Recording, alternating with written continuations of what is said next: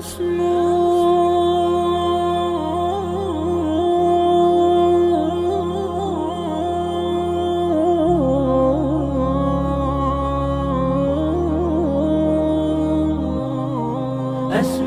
وأجتاز السماء جلالا، فأزيد أسراب الغيوم جمالا، وألون الدنيا بأجمل بسمة، وأكون للخير العميم مثالا. أسمو وأجتاز السماء جلالا، فأزيد أسراب الغيوم جمالا، وألون الدنيا بأجمل بسمة، وأكون للخير العميم مثالا. وأراقب الرحمن جل جلاله، وتقدست أسماؤه وتعالى، وأكون للوطن الحبيب مشيدا. بسم الله الرحمن الرحيم.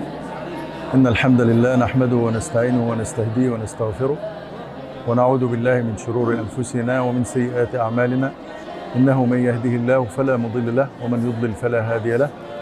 وأشهد أن لا إله إلا الله وحده لا شريك له، وأشهد أن محمدا عبده ورسوله صلى الله عليه وعلى آله وصحبه وسلم. معكم الدكتور مصطفى قطب، أستاذ العلوم اللغوية والإسلامية. في هذا اليوم المبارك 29 من صفر 1447 هجرية، الموافق 23 من أغسطس 2025، تجري الدورة السادسة في السنة السادسة لسرد القرآن الكريم كاملا عن ظهر قلب في جلسة واحدة بمسجد جمال أكبالك زيتون بورنو. اسم الدورة قوافل القرآن. وفي هذه المناسبة يطيب لنا أن نتقدم بالشكر لكل من أعان على إقامة هذه الدورة، ونخص بالذكر إمام المسجد وفضيلة مفتي زيتون بورنو وأولياء الأمور الذين ساعدوا أولادهم في حفظ كتاب الله عز وجل، كما نشكر الداعمين الذين أسهموا في إقامة هذه الدورة، ونشكر المشرفين الذين قاموا عليها من الأساتذة والمسؤولين عن أكاديمية دار الإيمان وقف يوسف خاص حاجب. ونسأل الله عز وجل أن يوفق أولادنا إلى ما يحب ويرضى، ويتقبل من كل من شارك في هذه الدورة المباركة. أقول قولي هذا وأستغفر الله لي ولكم، وجزاكم الله خيرا، والسلام عليكم ورحمة الله وبركاته. وألون الدنيا بأجمل بسمة، وأكون للخير العميم مثالا. وأبر محتسبا بأم وأب، فاض علي محبة ودلالا. بسم الله الرحمن الرحيم. الحمد لله الذي أنزل القرآن رحمة للعالمين ونورا وهدى للمتقين، والصلاة والسلام على سيدنا وحبيبنا محمد صلى الله عليه وعلى آله وصحبه وسلم تسليما كثيرا. أيها الأحبة، معكم محمود عاصم أحمد، دكتوراه في اللغة العربية، وأعمل في جامعة مرمرة في كلية الإلهيات، محاضر في قسم الإلهيات في القسم التحضيري. نلتقي اليوم على مائدة القرآن الكريم في مسابقة فريدة، مسابقة تظهر عظمة الحفظ وقوة الذاكرة، وتجسد علو الهمة وصفاء النية، ألا وهي مسابقة سرد القرآن الكريم كاملا في جلسة واحدة. إنها رحلة عظيمة تبدأ مع سورة الفاتحة وتنتهي مع سورة الناس. أيها الأحبة في الله، هذه الرحلة لا يعرف حلاوتها إلا من جالس القرآن وعاش معه من الغلاف إلى الغلاف. إن الفائز الحقيقي في هذه المسابقة ليس من يسبق ولا من يكمل التلاوة بسرعة فحسب، بل إن الفائز هو من حفظ القرآن بلسانه وأحياه في قلبه وطبقه في جوارحه. أيها الأحبة، في هذا المقام لا ننسى أن نرفع أكف الدعاء لمن حفظوا القرآن وأفنوا أعمارهم فيه، ولمن علموا أبناء الأمة كتاب الله تبارك وتعالى فكانوا بحق ورثة الأنبياء. ونذكر كذلك أولئك الذين هيئوا هذه المسابقة المباركة لجنة ومنظمين ورعاة، فلهم جزيل الشكر والدعاء. شروط المسابقة أحبتي في الله: يسمع الطالب القرآن كاملا من البداية إلى النهاية في جلسة واحدة.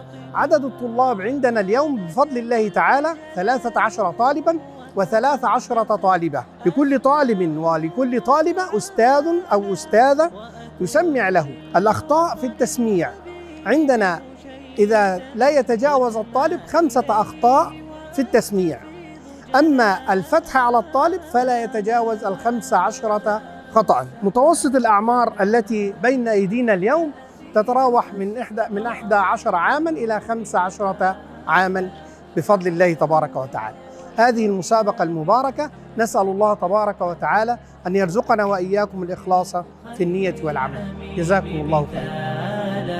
وأبر محتسبا بأم وأب فاض علي محبة ودلالا، وأكون في عمل التطوع قدوة، وأصوغ من عزم الرجال مجال. وأبر محتسبا بأم وأب فاض علي محبة ودلالا، وأكون في عمل التطوع قدوة، وأصوغ من عزم الرجال مجال. أسمو وأجتاز السمر أجلالا، فأزيد أسراب الغيوم جمالا، وألون الدنيا بأجمل بسمة، وأكون للخير العميم مثالا. فأكون بالقيم العظيمة جدولا، نسقي الحياة محبة وفعالا. هي هكذا قيم النجاة تحثني، فأخوض فيها للنجاة نزالا. هي هكذا قيم النجاة تحثني، فأخوض فيها. Men Sudeysi İmam, Fənni Məktəbdə 9-cu sinif oxuyuram. Bugün Qur'an-ı Kerim'ni səhər 8-sini başlandım, 6 tükettim, elhamdülillah. Assalamu alaikum ve rahmetullahi ve berekatuh. Benim ismim Muhammed Eydaroğlu. Bugün Cemal Akbalık Cami'de 8:20'de başlayıp saat 6:20'de cemi, yani 10 saatte 30 parkurun bir oturaş tükettim. Allah şükürler olsun. أسراب الغيوم جمالا، وألون الدنيا بأجمل بسمة، وأكون للخير العميم مثالا.